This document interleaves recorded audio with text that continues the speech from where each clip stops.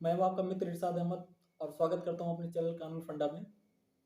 तो आज का जो हमारा टॉपिक है वो बहुत ही महत्वपूर्ण, बहुत ही इंपॉर्टेंट है और वो है कि अब बिना किसी वकील के आप अपने मुकदमे की पैरवी कैसे कर सकते हैं। जी हाँ दोस्तों, आप अपने केस की पैरवी खुद कर सकते हैं, उसमें आपको वकील की नियुक्ति करने की कोई ज़रूरत नहीं है। हालाँकि जो एडवोकेट एक्ट है, अधिवक्ता अधिनियम, वो ऐसे किसी को इजाज़त नहीं देता है कि विधि का व्यवसाय करने के लिए जो कि बार काउंसिल ऑफ इंडिया में रजिस्टर नहीं है या फिर उनका रजिस्ट्रेशन नहीं हुआ है या फिर उनके पास एलएलबी की डिग्री नहीं है। तो ऐसा कोई इजाज़त नहीं देता है तो अधिवक्ता अधिनियम। लेकिन अपने केस की पैरवी करना ये तो हर एक नागरिक का अधिकार है, वो दिया गया हुआ है, संवैधानिक अधिकार है उसका। तो वो जो है अपने अधिकारों का जो लाभ उठा सकता है, लेकिन लाभ उठाएगा जबकि उसको कानून की जानकारी होगी, कानून को समझेगा, कानून को जानेगा। तो जो लोग कानून की जानकारियों से वंचित रहते हैं, तो हमारे चैनल के माध्यम से हमारा प्रयास यही रहता है कि उनको जो है कानून की जानकारी जो है उनको रूबरू कराएं, उनके अधिकारों को उनको समझाएं, उनको सुनाएं, उनको दिखाएं। तो कहीं ना कहीं जो है लोग जिसको कानून की जानकारी से वंचित रहते हैं, जो लोग, उनको कहीं ना कहीं जो है काफ़ी जो इसका खामियाजा जो है भुगतना पड़ता है, काफ़ी ज़्यादा उनको नुकसान होता है। तो जो वकीलों की बेतहाशा फीस को देखकर तो कई लोग तो ऐसे ही डर जाते हैं, अपने मामले को जो है न्यायालय तक नहीं ले जाते हैं। और न्यायालय तक नहीं ले जाने के कारण जो उनको ठीक से न्याय नहीं मिल पाता है। तो जानेंगे इसी सब बातों को और क्या है वो प्रक्रिया और कौन सी ऐसी किताबें हैं जिसको जो है जिसके बेस पर जो है आपको जो अपने मुकदमे की पैरवी करने का एक पॉइंट मिलता है। तो चलिए देखते हैं। तो सबसे पहले आप लिसनिंग मोड में आइए, अगर आपके पास हेडफोन है तो हेडफोन लगा लीजिए, नहीं तो कोई बात नहीं, स्पीकर से भी चलेगा। तो आगे की भी जो है ऑडियो में चलेंगे। जब कोई व्यक्ति समस्याओं से घिर जाता है तो उसे न्यायालय से ही उम्मीद रहती है। वकीलों की बेतहाशा फीस के कारण आदमी अपने किसी भी मामले को न्यायालय में ले जाने से डरता है। लेकिन कानून में इतनी गुंजाइश है कि आप न्यायालय की अनुमति से अपना जो है केस खुद लड़ सकते हैं। अधिवक्ता अधिनियम के अंतर्गत आप बगैर अधिवक्ता हुए विधि व्यवसाय नहीं कर सकते, परंतु स्वयं का मुकदमा जो है आप लड़ सकते हैं।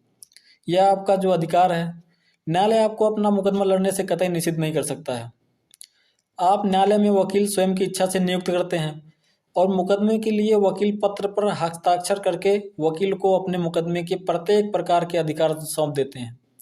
कभी कभी जीवन में ऐसी परिस्थितियों का जन्म होता है जब आपको किसी आपराधिक मामलों में आरोपी बना दिया जाता है और राज्य द्वारा न्यायालय में आप पर कोई अभियोजन चलाया जा रहा है, या फिर आपके किसी अधिकार के अतिक्रमण होने पर आप कोई सिविल मामला लेकर न्यायालय की शरण में जाते हैं।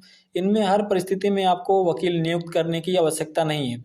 न्यायालय आपको नियुक्त करने हेतु विवश नहीं करता है।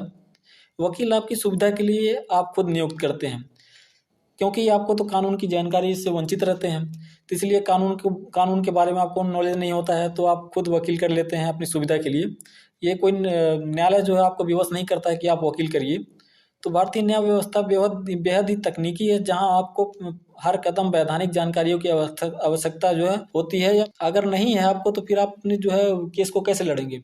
जब आपको कानून को जो है कानून को समझेंगे, कानून को जानेंगे, कानून का नॉलेज रहेगा, तभी आपको अपने केस को जो है लड़ सकते हैं, तभी आप अपने केस को जीत सकते हैं।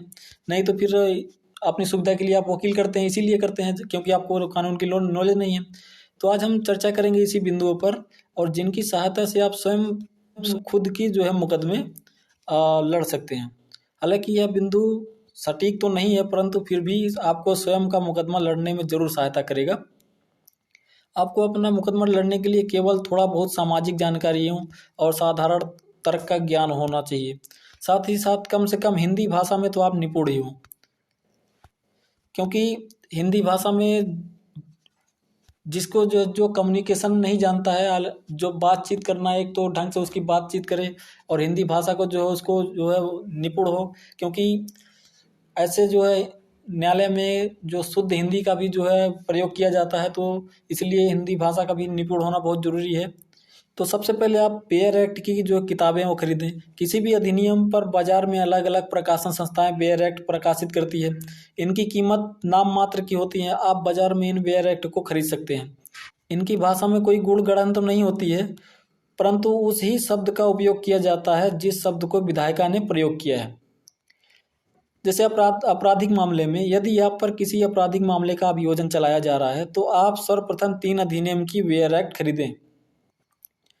पहला है इंडियन पिनल कोड 1860, यानी कि भारतीय दंड संहिता 1860, और दूसरा है CRPC 1973 यानी कि दंड प्रक्रिया संहिता 1973।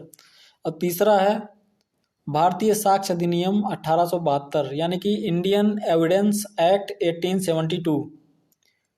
भारतीय दंड संहिता भारत की सीमा में अपराधों का निर्धारण करती है और उनके लिए दंड बताती है। वहीं दंड प्रक्रिया संहिता उन अपराधों में किस प्रक्रिया से दंड को व्यक्ति को दंड तक ले जाया जाएगा इसका निर्धारण करती है। और जो एविडेंस है, इंडियन एविडेंस एक्ट, साक्ष्य अधिनियम यह तय करता है कि किन साक्ष्यों को प्रक्रिया में शामिल किया जाएगा तथा कौन से एविडेंस पर आरोपियों को सजा दी जा सकती है।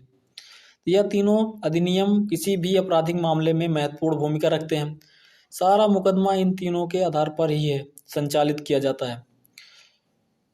और न्यायाधीश से आज्ञा लेना, आपको अपनी केस की पैरवी करने के लिए सबसे पहले न्यायाधीश से आज्ञा लेना होता है। आप न्यायाधीश से आज्ञा लेकर ही स्वयं के मुकदमे में स्वयं की पैरवी कर सकते हैं, परंतु न्यायाधीश आपको वकील नियुक्त करने का परामर्श दे सकते हैं। इस पर आप यह भी कह सकते हैं कि पुलिस कार्रवाई में मुझे खुद ही पैरवी करने की अनुमति दें तथा इतना समय दें कि मैं इसकी ड्राफ्टिंग भी कर सकूं। यदि आप किसी आपराधिक मामले में पुलिस द्वारा गिरफ्तार किए गए हैं और पुलिस ने आपको बंदी बनाया हुआ है, संविधान के अनुच्छेद 22 के अंतर्गत पुलिस को आपको गिरफ्तार करने के 24 घंटों के भीतर किसी भी क्षेत्राधिकार के न्यायालय में पेश करना होता है। जब आपको न्यायालय में पेश किया जाए तो आप पुलिस से अपनी एफआईआर की एक प्रति मांग सकते हैं। तो जैसे ही आपको जो है पुलिस ने गिरफ्तार किया तो आपको जो है एफआईआर की जो एक कॉपी होती है वो आप उससे मांग सकते हैं। एफआईआर लेकर सबसे पहले उस घटना का विवरण पढ़ें, फिर किन धाराओं में आपको निरुद्ध किया गया हुआ है यह जानकारी देखें तथा अपराध की सूचना देने वाला कौन व्यक्ति है यह भी नाम देखें। पुलिस की गिरफ्तारी के बाद बंदी व्यक्ति स्वयं अपनी जमानत याचिका लगा सकता है। आरोपी को सबसे पहले एफआईआर से यह मालूम करना होगा कि किन धाराओं तथा अधिनियम के अंतर्गत मुझ पर प्रकरण दर्ज किया गया है और वह अपराध जमानती है या गैर जमानती, ये भी देखना होता है। जमानती अपराध में मजिस्ट्रेट और पुलिस द्वारा जमानत दे दी जाती है, पर गैर जमानती अपराध में इसमें जमानत देने या नहीं देने न्यायालय के विवेक पर निर्भर करता है। तो जो गैर जमानती जो अपराध होते हैं वो न्यायालय अपने दिमाग से देखता है, वो अपने ही दिमाग से सोचता है कि अपने मतलब उसको जमानत दें या ना दें। वो जो है एक तरफ से जो अपराधी होता है उसको देखते हुए या फिर उसके जो है अपराध को देखते हुए अब सोच समझ कर जो है देता है जमानत। जो वैसे जमानती जो अपराध होते हैं उसमें तो आपको मजिस्ट्रेट और जो पुलिस स्टेशन से ही जमानत दे दी जाती है। न्यायालय से यह निवेदन भी कर सकते हैं कि पुलिस मुझे जमानत याचिका दाखिल करने के लिए थोड़ा समय दे। बाजार में सभी अभिवचनों में फॉर्मेट उपलब्ध होते हैं, आप उन अभिवचनों को खरीद कर न्यायालय में अपनी जमानत याचिका लगा दें। याचिका बनाकर कोर्ट को दी जा सकती है, फिर मजिस्ट्रेट उस पर संज्ञान लेंगे। यदि न्यायालय आपको जमानत पर छोड़ देता है तो किसी भी जमानतदार के सहयोग से आप पुलिस निरुद्ध से बाहर हो सकते हैं। पुलिस निरुद्ध से बाहर होकर आप उन धाराओं, उन अधिनियम को पढ़ें जिनके अंतर्गत आपको आरोपी बनाया गया है। विचारण के दरमियान जब आप पर आरोप तय हो जाए और पुलिस द्वारा तो चालान प्रस्तुत कर दिया जाए तो आप गवाहों का प्रतिपरीक्षण कीजिए। आपको न्यायालय के नकल विभाग में एक एप्लीकेशन लगाने पर बोर्ड पर रखी आपके मुकदमे को फाइल में लगी पुलिस के पेश किए चालान के नकल की सत्य प्रतिलिपि प्राप्त हो जाएगी। चालान को अच्छे से सबसे पहले पढ़िए, आप जो भी आपका चालान है उसको सबसे अच्छे से पढ़िए।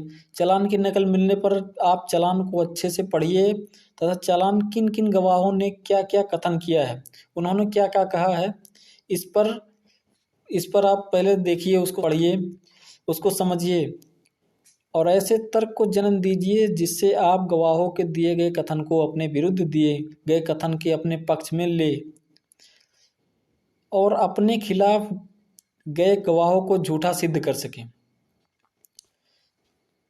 अब सिविल मामले में क्या होता है? सिविल मामले में अपना मुकदमा स्वयं लड़ना थोड़ा सरल होता है, क्योंकि तो किसी भी सिविल मुकदमे में यदि आपको स्वयं मुकदमा लड़ना है तो सिविल प्रक्रिया संहिता अच्छे से समझिए। जो सिविल प्रक्रिया संहिता है, जो कि सिविल में जो है काफ़ी मददगार होता है, तो उसको सबसे पहले आप पढ़िए और ठीक से पढ़िए, समझिए। ऐसा नहीं है कि आप रट्टा मार लीजिए, रट्टा मार के अब गए तो वहाँ जो है कोर्ट में कोई और जो है क्वेश्चन है, तो कोई जज ने जो है या फिर कोई और जो आपका जो अपोजिट वाला वकील है वो कोई और क्वेश्चन करे तो आप रट्टा मारे हैं तो वही आप जो है उसको मुंह पे चिपका दें, तो ऐसा नहीं है। और साथ ही साथ यह देखिए कि आपके किस अधिकार का अतिक्रमण अतिक्रमण हो रहा है, ये भी आप देखते चलिए। और वह अधिकार किस अधिनियम के अंतर्गत आ रहा है ये भी देखिए। जैसे अगर कोई संविदा विधि से संबंधित मामला है तो सबसे पहले भारतीय संविदा अधिनियम देखें। जिससे भी संबंधित जो है आपको जो वहाँ पे जो आपका अपोजिट वाला है, जो जो भी क्वेश्चन हो रहा है, जो भी आपके ऊपर उछाल रहा है, तो सबसे पहले आप उसके बारे में जो देखिए, या जो जिसमें भी आप लिप्त हों, जिसमें आप आरोपी बनाए गए हैं, तो सबसे पहले उसको पढ़िए आप। तो कोई मामला राजस्व से संबंधित है तो अपने प्रदेश का राजस्व अधिनियम या कोड देखिए और उस पर गहन शोध करें। मामले की समस्त कार्यवाही सीपीसी के अंतर्गत ही संचालित की जाती है। जहाँ तक संभव हो वहाँ तक अपने मुकदमे के लिए वकील नियुक्त करने का प्रयास करें, क्योंकि कहने और करने में बहुत फ़र्क होता है। तो अभी आपने तो ठीक है, आपने हिम्मत बना लिया है, ठीक है कि भैया हम तो लड़ लेंगे, तो वहाँ जब आप पहुँचेंगे तो आपकी ऐसी शुद्धि बुद्धि गुल हो जाएगी। आप देखेंगे वहाँ पुलिस देखेंगे, जज देखेंगे, वहाँ दुनिया भर के तमाम वकीलों और तमाम जो है मुकदमा वालों को देखेंगे, तो ऐसे ही आपकी शुद्धि बुद्धि गुल हो जाएगी, भैया मैं नहीं लड़ पाऊँगा। तो अपनी सुविधा के लिए आदमी जो है, कोई भी व्यक्ति अपनी जो है वकील नियुक्त करता है, क्योंकि वकीलों को जो है ऐसे मामलों से निपटने की जो है उनको जो है एक्सपीरियंस रहता है, तो वो जो है ऐसे मामलों को जो है निपट लेते हैं।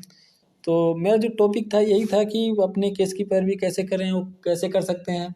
तो हालांकि खुद भी कर सकते हैं, लेकिन आपको जो है जैसे मैंने बताया है कि मतलब आप उन बातों पर अगर ठीक से गौर करते हैं तो आप खुद भी कर सकते हैं। जैसे अपने केस की पैरवी करने के लिए अगर आपका कोई आपराधिक मामला है तो उसको जो है आईपीसी, सीआरपीसी, एविडेंस, इन तीनों को जो है ठीक से पढ़िए और इन तीनों को ठीक से पढ़ने के बाद उसको समझिए।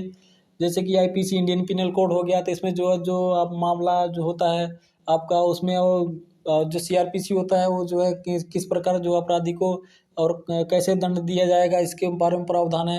और जो साक्ष्य जो गवाह हैं उसके बारे में एविडेंस में दिए गए हैं। तो इन तीनों को जो सबसे पहले जो भी आपके ऊपर आपराधिक मामला चलाया जा रहा है, तो आप इन तीनों को ठीक से पढ़ें और समझें और जानें, तभी जो है आप अपने केस की पैरवी खुद करें।